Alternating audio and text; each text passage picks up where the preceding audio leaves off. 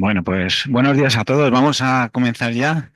Y bueno, en primer lugar, agradeceros otra vez vuestra asistencia a este ciclo de seminarios del ICA, a los que estáis aquí, a los que se han conectado online también.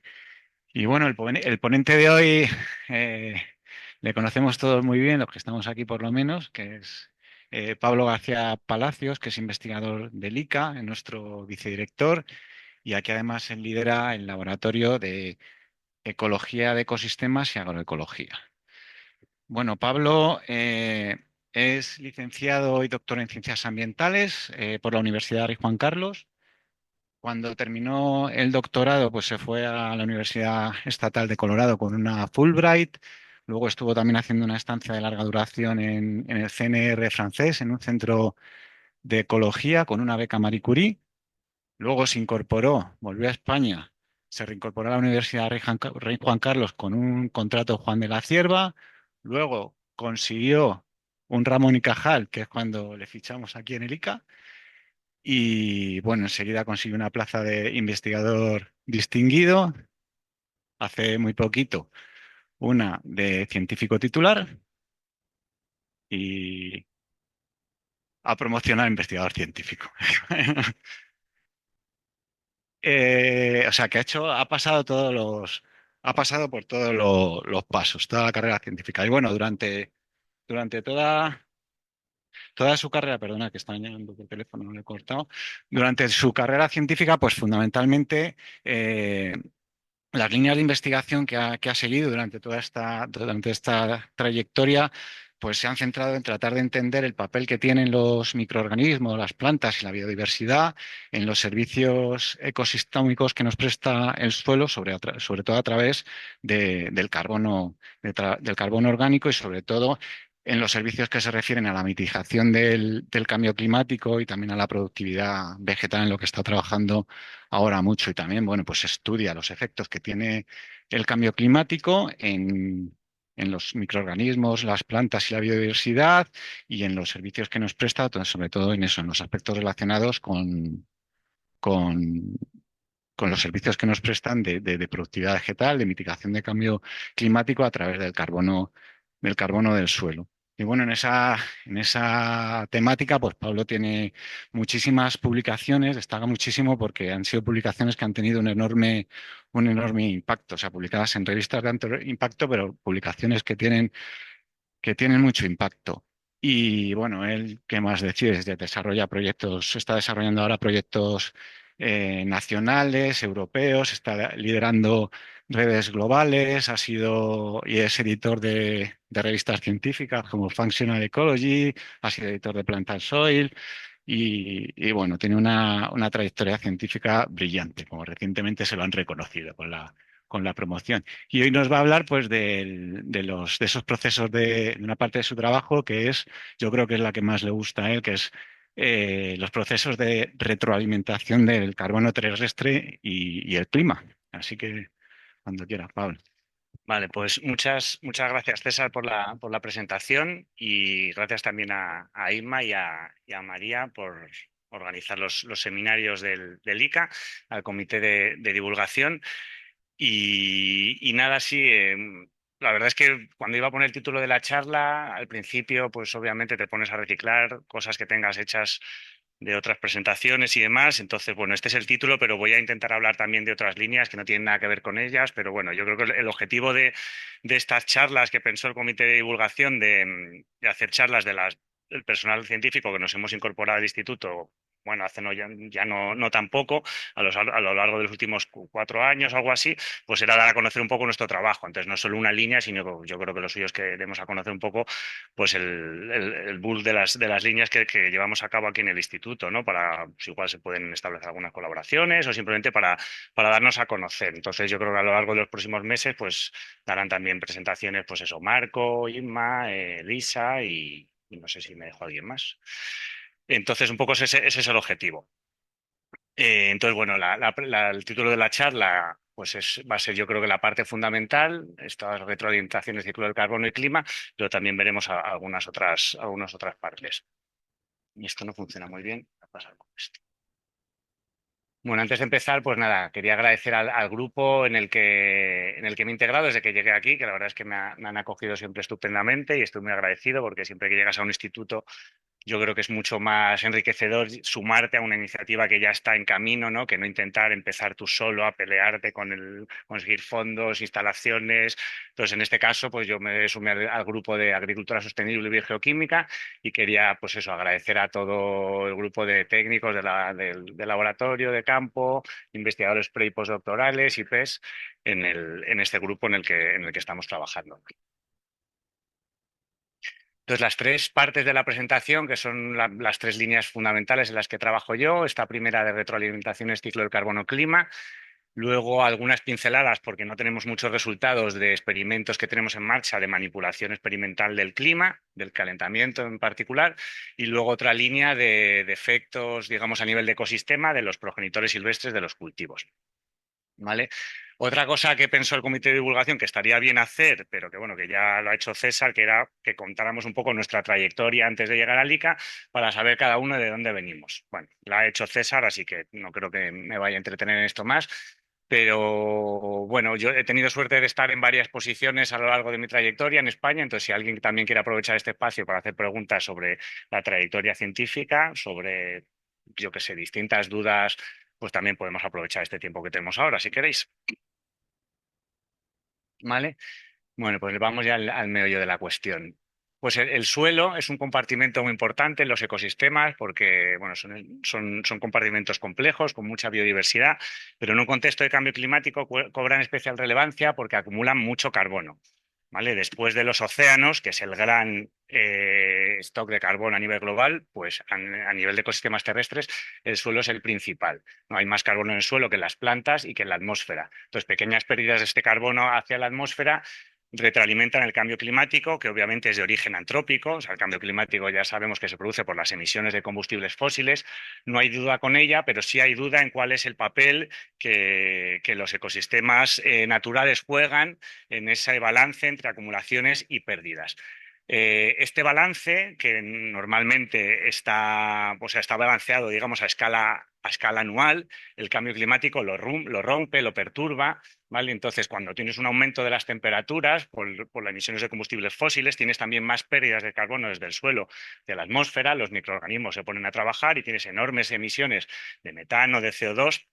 Hay por ahí estimas, ¿vale? Que no tienen demasiada base científica, pero para que os hagáis una idea de la magnitud, se piensa que la respiración del suelo, o sea, esa mineralización de la materia orgánica, puede suponer hasta 10 veces las emisiones de combustibles fósiles en cuanto a CO2. Entonces, tiene una magnitud enorme a escala global.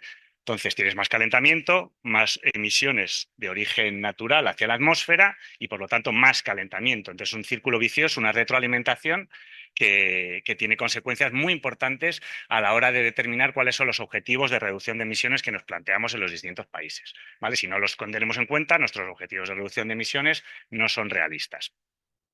Entonces, una de las maneras de ver estos balances es estudiar precisamente este carbono a nivel global, ver cómo se distribuye, ¿no? Eso tiene importancia porque podemos ver cuáles son los sitios que tienen más potencial de emisión de carbono hacia la atmósfera. Entonces, aquí, por ejemplo, vemos distintos tipos de ecosistemas.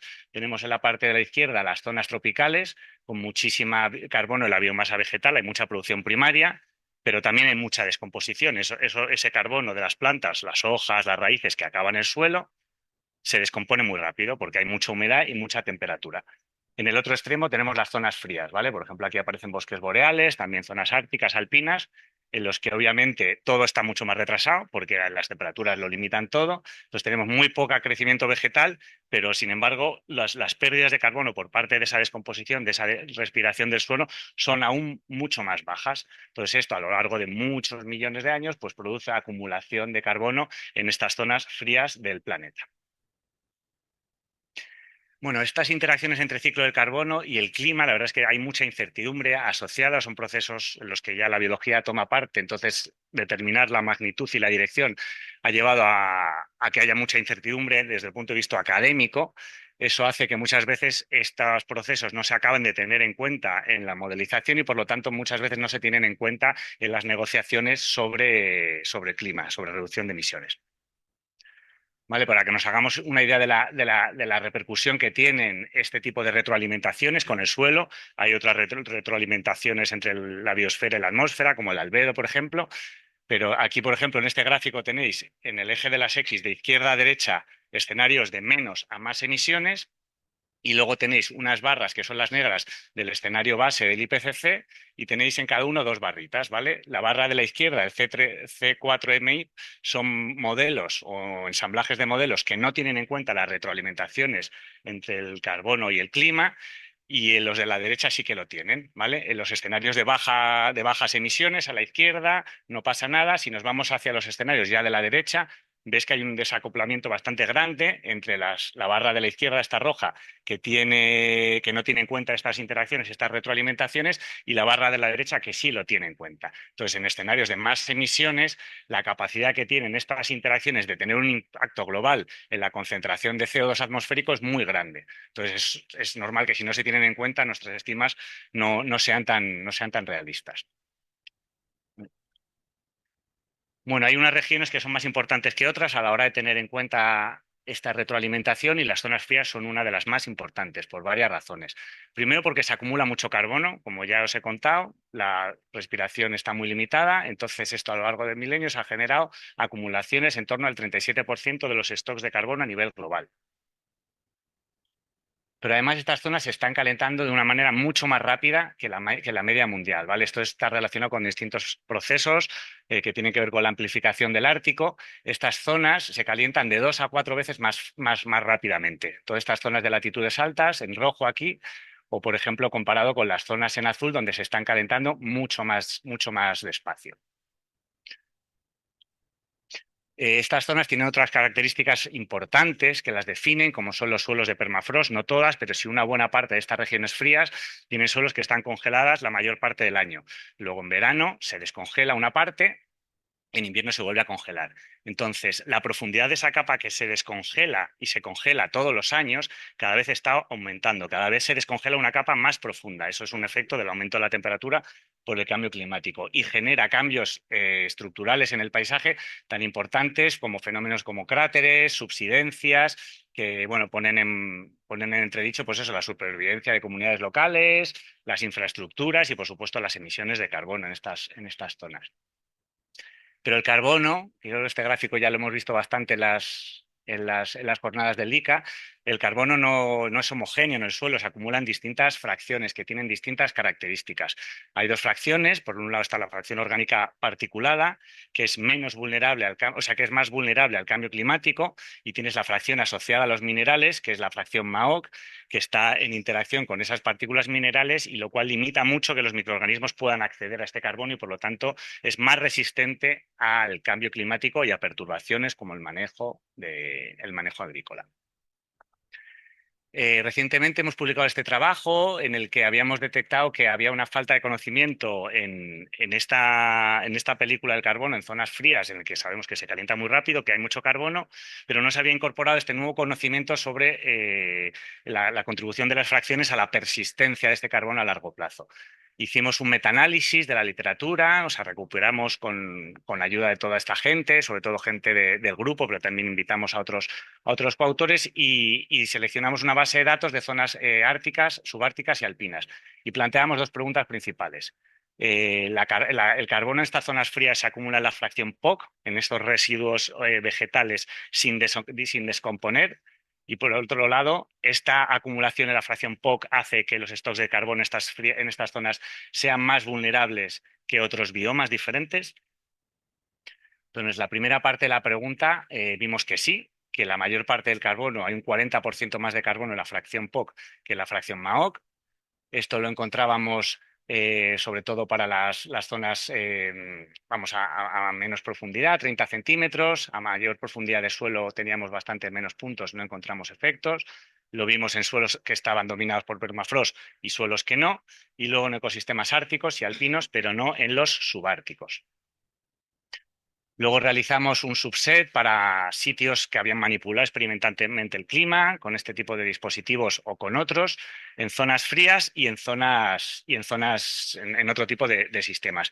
Y vimos que el efecto de este calentamiento, ¿vale? En la concentración de carbono en las distintas fracciones, por ejemplo, en Maoc no había diferencias entre los biomas fríos y los otros. Sin embargo, en la fracción POC teníamos un efecto significativo, una reducción, por eso tenemos este punto hacia la izquierda. El calentamiento reduce la concentración de la materia orgánica particulada y esto no pasa en los biomas más templados o cálidos. Entonces, bueno, esto nos genera una situación bastante complicada, lo que se ha llevado una bomba de relojería en zonas frías, que tiene repercusiones para el clima global, en el que hay mucho carbono en estas zonas, se están calentando muy rápido y encima el carbono se acumula en la fracción más vulnerable a estos aumentos de las temperaturas. Bueno, hasta aquí, bueno, esta primera parte. Cuando te pones a mirar, a trabajar con suelo, te das cuenta que el suelo no es solo carbono, no es solo mitigación del cambio climático. Hay mucha biodiversidad en ella, hay un montón de grupos de hongos, de bacterias, de arqueas que tienen una importancia funcional muy grande y que juegan un papel precisamente en esta retroalimentación entre el carbono y el clima. Hay ya varios estudios que dicen que a nivel global, microorganismos o rasgos de los microorganismos o su diversidad son los principales controladores de este carbono o uno de los más importantes. Aquí, por ejemplo, en un estudio publicado recientemente, se ha visto que uno de los rasgos más importantes, que es la eficiencia en el uso del carbono de los microorganismos, era mucho más importante que cambios en la temperatura, en el clima, en los parámetros del suelo a la hora de predecir las concentraciones de carbono a escala global. Y ya en este trabajo que realizamos nosotros, también con una base de datos global, en este caso es un experimento de laboratorio, cogíamos estas muestras de muchas zonas del mundo, las exponíamos a temperaturas en aumento y veíamos cómo respondían esas pérdidas de carbono, esa respiración, ese carbono que se libera a la atmósfera. Y lo que veíamos en este color morado es que el microbioma del suelo era explicaban una parte mucho más grande de la variación en esas pérdidas de carbono con el calentamiento comparado con otras drivers de sobra conocido de estas emisiones, como factores ambientales, la protección mineral, la recalcitrante bioquímica y demás. Tradicionalmente, los modelos, digamos, del carbono que están embebidos en los modelos biofísicos del IPCC han utilizado una aproximación de dinámica de primer orden en el que no hay biología implicada, las entradas del carbono son proporcionales, o sea, las salidas de carbono, digamos, del sistema son proporcionales a las entradas y ya se está trabajando con modelos que tienen en cuenta los microorganismos de forma más explícita para, digamos, incorporar este conocimiento mecanicista que se ha descubierto en distintas investigaciones. Por ejemplo, en este trabajo vemos que si tenemos una modelización del carbono en función de la temperatura, en estos modelos vemos que la dinámica de esta de primer orden, que no tiene en cuenta los microorganismos, no encuentra ningún patrón del carbono con la temperatura. Sin embargo, los modelos que tienen en cuenta los microorganismos ven una tendencia decreciente, ¿vale? De acumulación de carbono en estas zonas frías, en estas zonas con menos temperatura, que coincide con las observaciones de campo y con lo que os he contado al principio de acumulación de carbono en las zonas frías del planeta. Estos modelos que incluyen a los microorganismos. Bueno, hasta aquí la primera parte de la película. Yo creo que aquí es una parte un poquito más cerrada. Ahora van a ser ya más pinceladas, más comentarios. Y esta segunda parte, pues os quería contar algunos de los trabajos que más tiempo nos ocupan, que son trabajos experimentales en los que queremos manipular el clima, manipular la temperatura y ver qué efectos, digamos, en cascada tienen las plantas, los suelos y en distintos procesos que ocurren a nivel de ecosistema. Uno de esos ecosistemas que nos parecen prioritarios para exponerlos a estos aumentos de las temperaturas son los sistemas agrícolas. Los sistemas agrícolas que obviamente ocupan una proporción de la superficie terrestre enorme y eso los hace pues, que sean uno de los mayores contribuyentes a las emisiones de origen humano de gases de efecto invernadero, ¿no? En torno al 13 al 21%, y eso sin tener en cuenta a las vacas, la ganadería. pero además son una solución. Yo creo que hay que tener en cuenta siempre esta dualidad, ¿no? En este tipo de sistemas.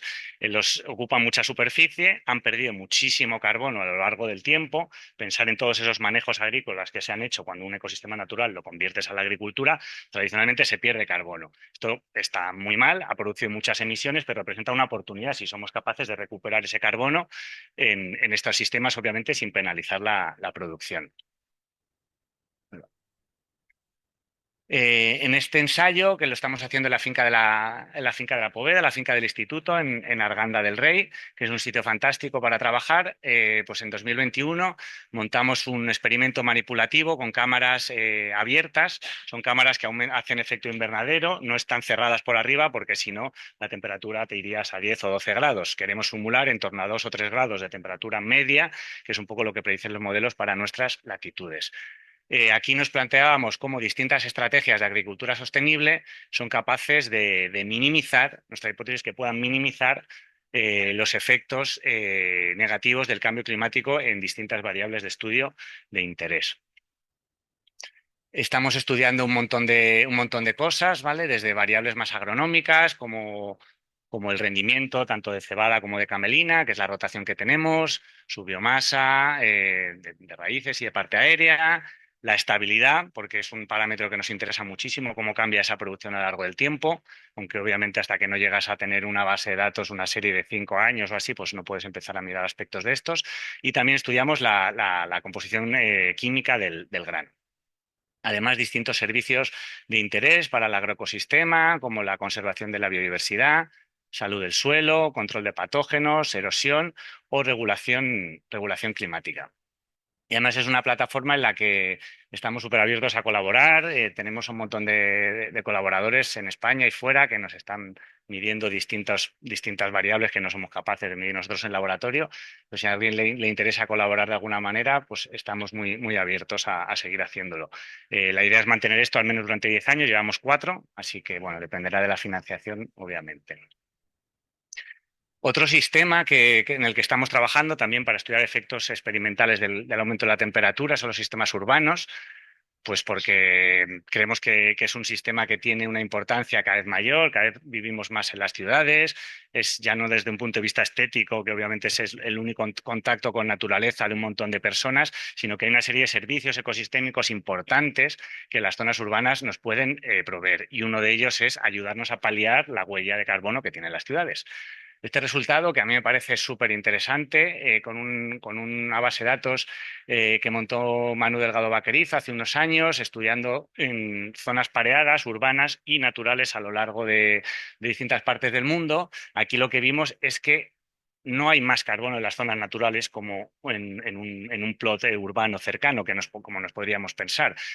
Siempre pensamos en zonas urbanas como muy pobres, poca biodiversidad, muy perturbadas, muy degradadas, pero esto no es siempre así. Y desde el punto de vista de este servicio, como es mitigación de cambio climático por secuestro de carbono, pues vimos que a escala global no había diferencias, no solo en el carbono total, sino en estas fracciones POC y MAOC que os comentaba antes.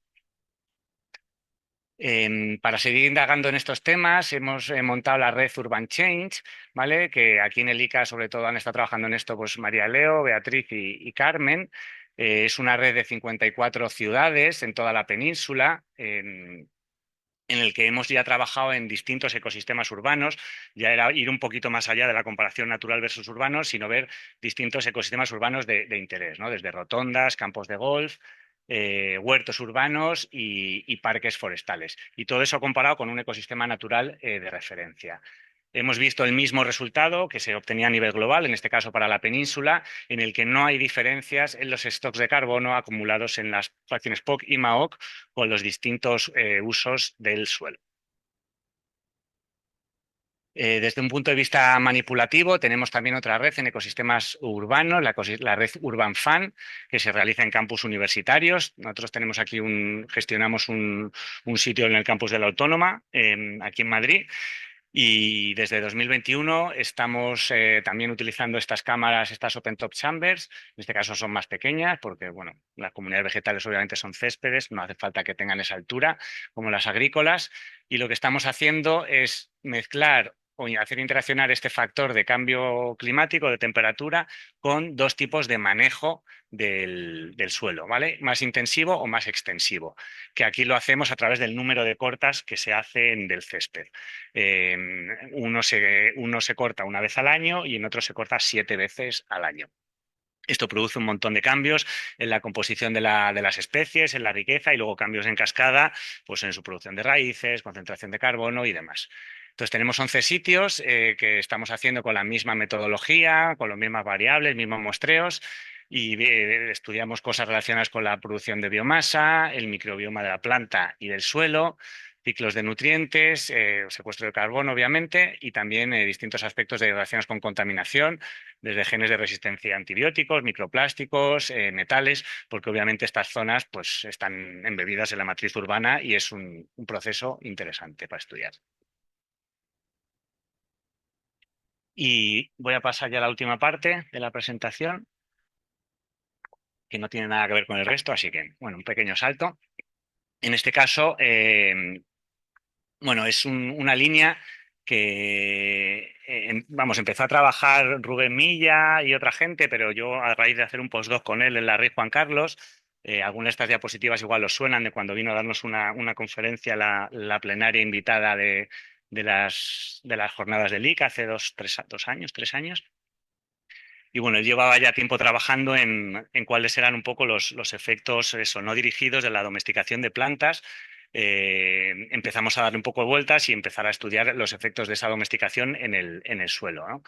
Nuestros cultivos actuales pues, son herencia, obviamente, de varios procesos, ¿no? Desde la selección que han hecho los cazadores-recolectores, seleccionando unas plantas y no otras para la alimentación, hasta ya domesticaciones posteriores, la evolución en selección artificial y la última mejora genética hasta llegar hasta lo que nos comemos, a nuestros cultivos actuales.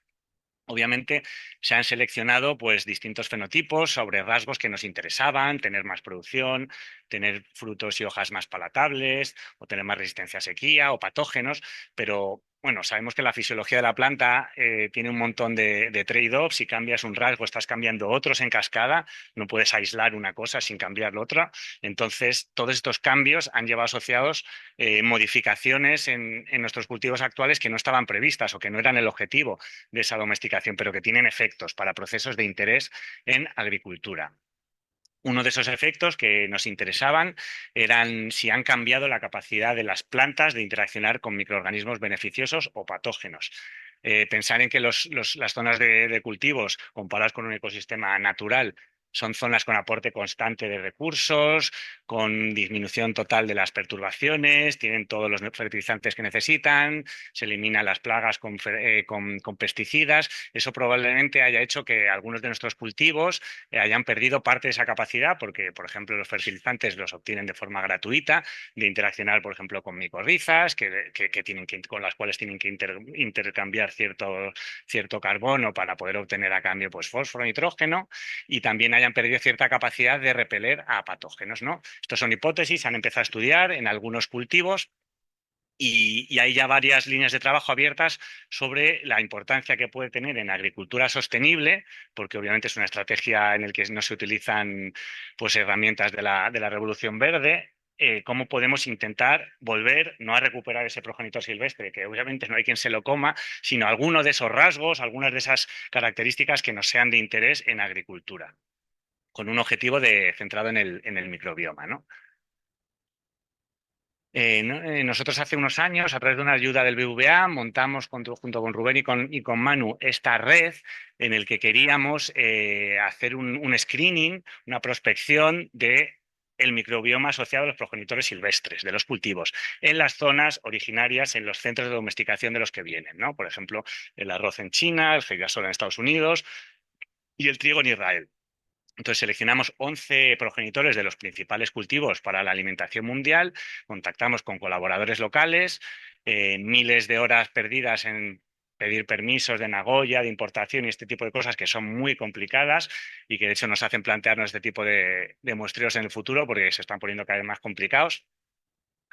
Y estos colaboradores fueron al campo, muestrearon pues, un gradiente ambiental de 10 o 15 poblaciones de cada uno de estos progenitores, nos mandamos muestras y nosotros aquí las hemos estado analizando. Además, 5 de esos progenitores eran los mismos que se están utilizando en esta base de datos, ¿vale? Que quizás aún no la conocéis, no ha publicado aún nada, pero yo creo que va a ser una base de datos bastante fuerte a la hora de promover, o sea, eso, de proveernos de información sobre cómo el microbioma de los cultivos tiene importancia en agricultura. Esta base de datos ha seleccionado estos 5 cultivos: trigo, arroz, maíz, patata y algodón, y está muestreando pues cerca de 1000 y pico parcelas a lo largo de todo el mundo de estos cultivos. Nosotros hemos realizado nuestro proyecto, digamos, están como hermanados, entonces hemos podido realizar todos los procedimientos de laboratorio y de campo de forma en paralelo para que los datos se puedan comparar, ¿no? Y en algún momento podamos realmente ver si el microbioma de los cultivos actuales es diferente al de los progenitores.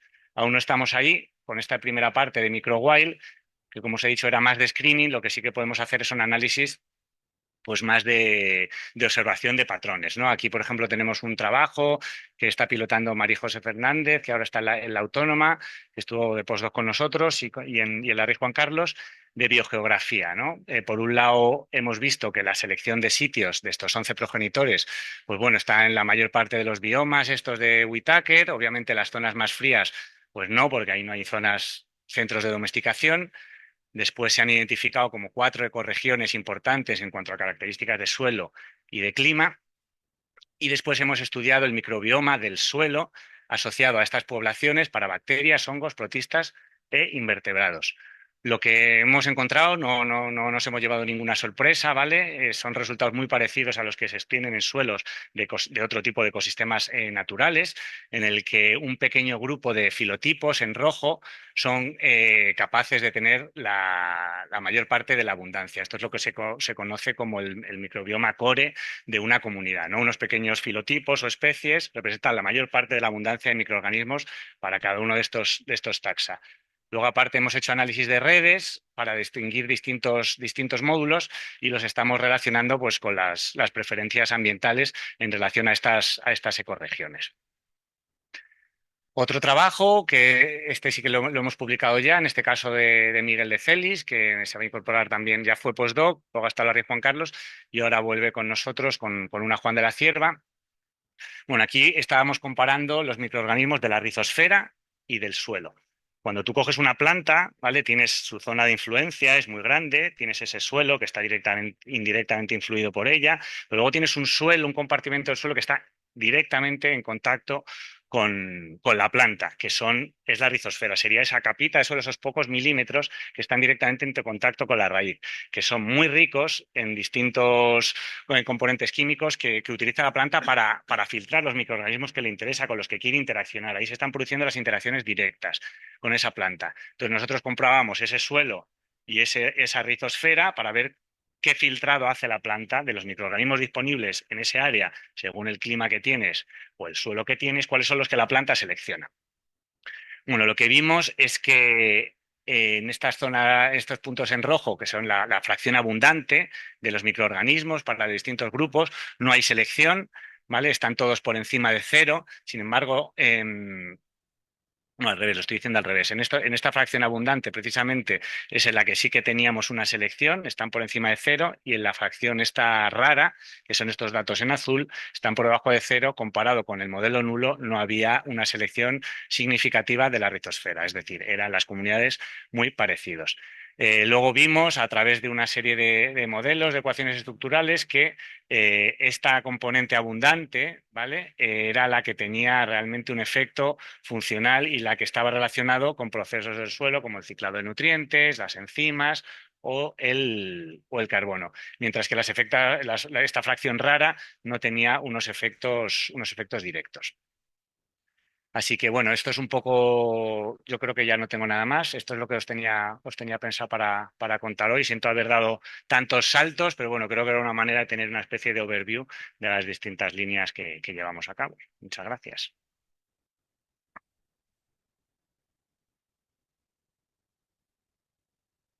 Bueno, pues muchas gracias, Pablo, por esta excelente presentación. Yo creo que conozco muy bien tu trabajo, sobre todo alguna parte, la última un poco menos, pero te tengo que decir que es que no dejas de sorprenderme y de impresionarme, porque bueno, lo que ha contado no es toda su trayectoria, es que ha contado en lo que está trabajando y a lo mejor los resultados de los últimos, yo creo que 2 años, como mucho, 3 años. Y la verdad es que no me deja de sorprenderme.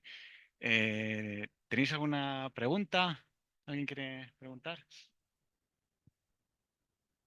Bueno, yo tengo una cuestión de las dos primeras partes que también te tengo que decir que yo pensaba que nos iba a hablar por el título de la presentación de, pues, solamente de la primera parte de su trabajo. Y bueno, mi pregunta es porque de las dos partes, ¿no? Tú, pues, por una parte, pues has hablado del papel del carbono o sea, el papel del carbono en la regulación del clima, y la importancia que es almacenarlo.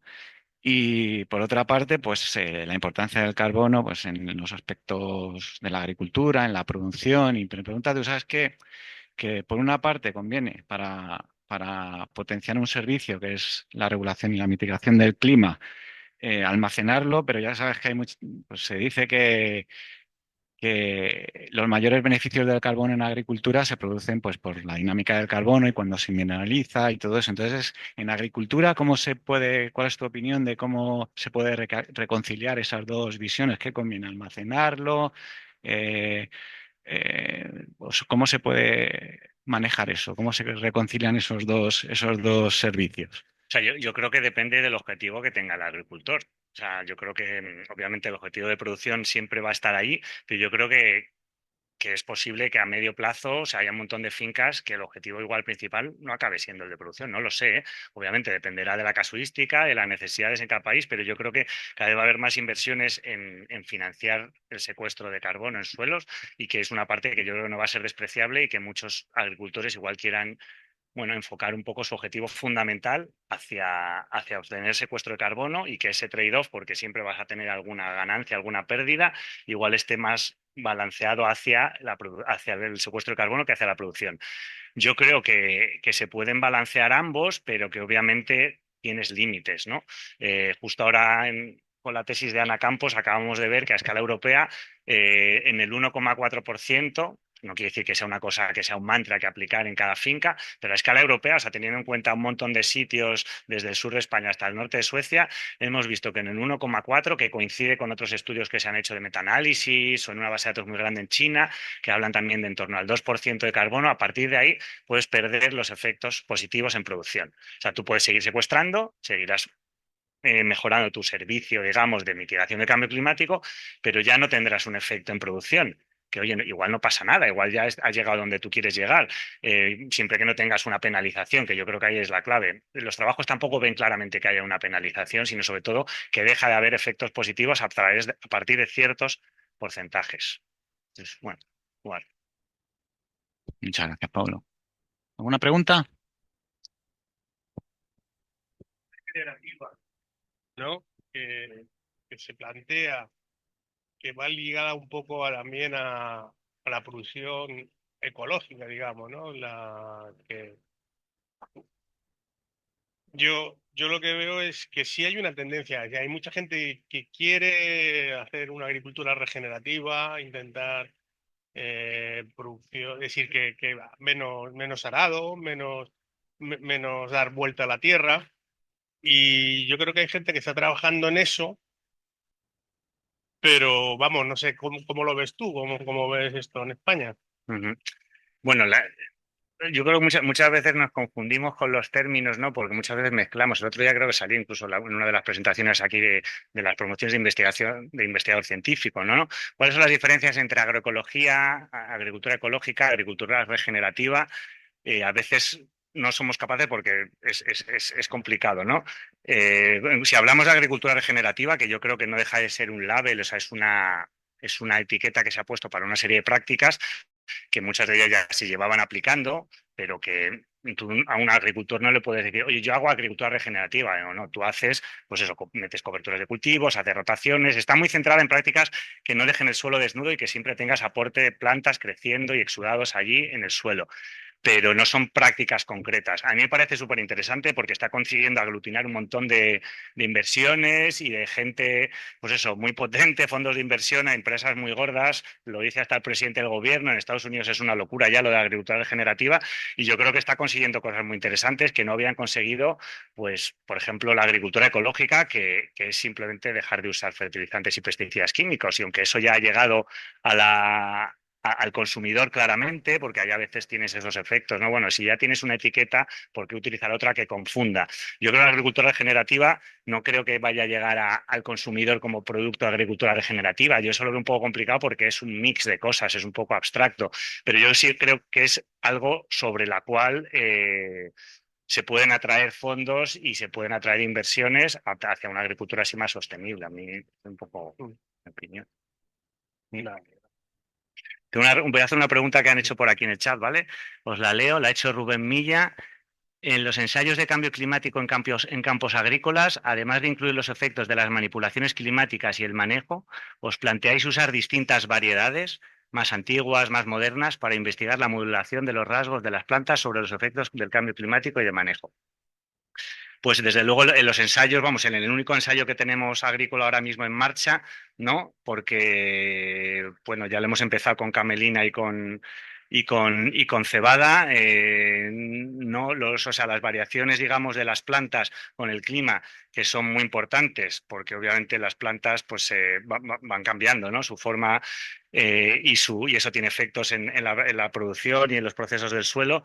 No nos lo hemos planteado a lo largo de ver distintas variedades más antiguas o distintas variedades más modernas, pero sí que queremos ver los rasgos que la propia cebada o la propia camelina puedan estar digamos, teniendo efectos en cascada en las comunidades microbianas o en el suelo. No nos podemos permitir muestreos muy seguidos en el tiempo, pero, por ejemplo, estamos midiendo la altura, que es una variable interesante a la hora de ver cómo la planta responde a la temperatura o, por ejemplo, ver cómo la planta responde a la luz y a los cambios en la cobertura. Entonces, para algunas cosas sí, pero desde luego lo de trabajar con variedades antiguas o más modernas no lo estamos haciendo.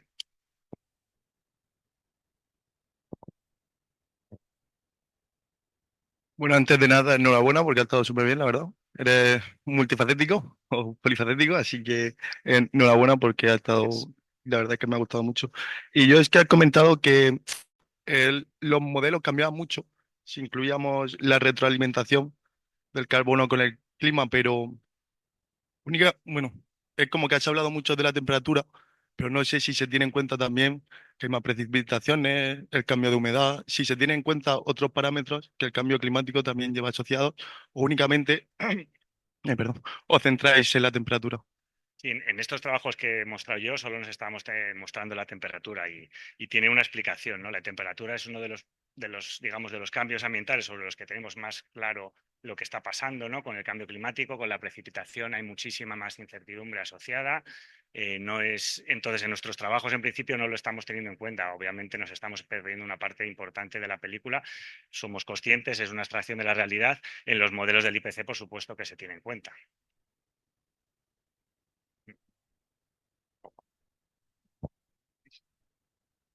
Si llévasela porque yo creo que, si no, yo creo que la gente que está en remoto no lo oye. Gracias. Gracias, Pablo, por la presentación. Ha estado muy interesante. ¿Se me oye bien? Yo mi pregunta iba en relación a los ensayos que tenéis en la Poveda con las cabinas. Deduzco que tenéis unos tratamientos con cabinas y otros tratamientos sin cabinas, ¿verdad? Sí. Y mi pregunta como entomóloga y demás es saber un poco si estáis observando si hay diferencias entre las cubiertas que están con las cabinas y las que no, en lo que es a nivel de incidencia de insectos, si veis más insectos, si veis más enfermedades que puedan tener las plantas, si veis alguna diferencia o si tenéis algún colaborador que esté trabajando en ese tema. Ujú. Sí, no, es una pregunta súper buena. La verdad es que no lo estamos midiendo, no lo estamos teniendo en cuenta porque no es algo en lo que nosotros tengamos mucho expertise, así que completamente abiertos a si alguien quiere participar y ayudarnos con eso, porque yo creo que es una variable de estudio interesante. O sea, nosotros de forma observacional sí que vemos que hay cambios en cómo, digamos, o sea, cambia mucho la fenología de la planta, ¿no? Con este aumento de las temperaturas. Y esto tiene asociado que lleguen plagas antes o después en un tratamiento que en el otro. Entonces, yo creo que si cambia la fenología de la planta y la asociada a sus plagas, pues probablemente en producción pues no tenga la misma repercusión que empieces un mes antes, empieces 2 meses antes. La planta está mucho más débil, por ejemplo, con la cebada sí hemos observado que la altura es mucho más, o sea, las plantas crecen mucho más en altura, tienes un efecto, digamos, positivo en el invierno porque limitas, pues eso, la limitación, digamos, de la temperatura la has cortado con esos 2 o 3 grados mayor, pero eso tiene una penalización después en producción. Tienes plantas mucho más elongadas, mucho más débiles y hay una bajada en producción y en biomasa gorda. Entonces tienes un efecto positivo al principio en altura de biomasa, luego en producción cae. Eh, Esto es cuestión de mirarlo. O sea, nosotros sí que queremos hacer cosas de plagas, pero relacionado con patógenos del suelo a través de los datos de secuenciación. Y estábamos haciendo cosas de nematodos con un colaborador, pero la cosa no fructuó. Hicimos un año y ya. De momento no. Pero también estábamos intentando hacer cosas de patógenos de plantas en el suelo de nematodos, aunque sean los grupos tróficos. Pero desgraciadamente eso no lo podido continuar, así que si te animas, os animáis a participar en algo, Bueno, pues ya hablaremos. claro. Una pregunta mientras, Pablo, así muy general, porque, o sea, has hablado que en realidad el carbono así más abundante y más vulnerable está en las zonas árticas. Entonces, ¿cómo ves tú? O sea, ¿qué opinión tienes tú? ¿Hasta dónde punto podemos llegar con la agricultura en el tema de mitigación de cambio climático, secuestrando carbono en el suelo, si luego al final la bomba está en el Ártico, por así decirlo? ¿Cómo ves ese tema así en general? Ya. Pues a ver, o sea, el secuestro de carbono no hay que olvidarse que es algo que, bueno, todas las estrategias del CO2 removal, esto que está tan de moda ahora, ya sean reforestaciones, secuestros de carbono, sacar, ¿cómo se llama? El direct air removal, que directamente lo extraen del aire. Hay un montón de cosas que están ahora teniendo en cuenta, proyectos de geoingeniería. Eso lo único que nos ayuda es a comprar un poquito de tiempo, ¿no? Porque obviamente la solución no hay otra y es reducir drásticamente las emisiones de combustibles fósiles. Y el secuestro de carbono no es una bala de plata que podamos utilizar y obviamente seguir haciendo los escenarios business as usual, ¿no? Pero la retroalimentación, digamos, con biosfera y atmósfera es verdad que nos puede ayudar a empantanar algunos de nuestros proyectos de mitigación del cambio climático y yo creo que es un análisis interesante a hacer a futuro, desde luego. O sea, estas zonas obviamente no pueden ser objetivo de aumentos de carbono, son zonas naturales que hay que dejarlas estar y que como mínimo lo que habría que hacer es conservarlas. O sea, son zonas que no sé, yo creo que no deberían tocarse, ¿no? Cuando vas a comprar a un vivero y ves todas esas turbas y todo ese tipo de cosas, que es suelo que está conservado en esos boglands y en todos estos ecosistemas de allí, de turberas y tal, conservado, carbono que está ahí fijado y que va a estar ahí durante cientos de años, te lo llevas a tu huerto y va a empezar a emitir, pues en realidad es una de las cosas que, por ejemplo, podríamos contribuir, ¿no? O sea, que ese tipo de cosas debería tener muchísima más regulación. ¿Alguna pregunta más? Hola Pablo, muchas gracias por la presentación, está muy bien. Yo tengo una duda sobre el tema de la rizosfera que has comentado al final, de esos pequeños milímetros de suelo en el que se concentran las cantidades de NPK o de lo que necesite la planta.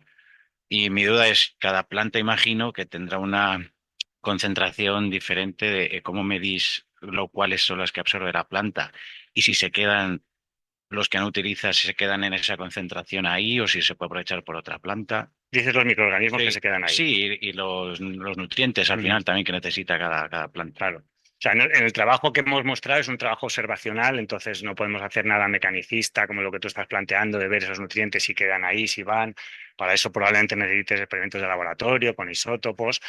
Ahí simplemente comparábamos dos compartimentos, el suelo, digamos, y el suelo directamente influido por la rizosfera. Entonces, con esa comparación, teniendo en cuenta que está bajo el mismo clima y las mismas condiciones ambientales, pues obviamente te queda por descartar que la influencia lo ha producido la planta.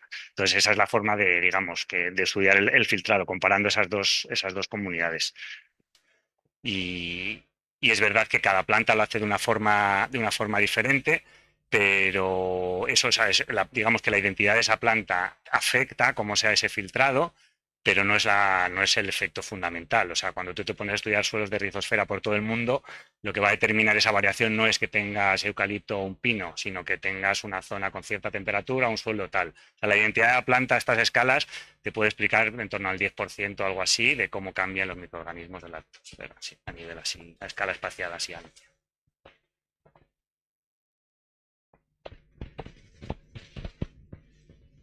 ¿Una pregunta más? Bueno, pues si no hay más preguntas, yo creo que ya podemos concluir el seminario.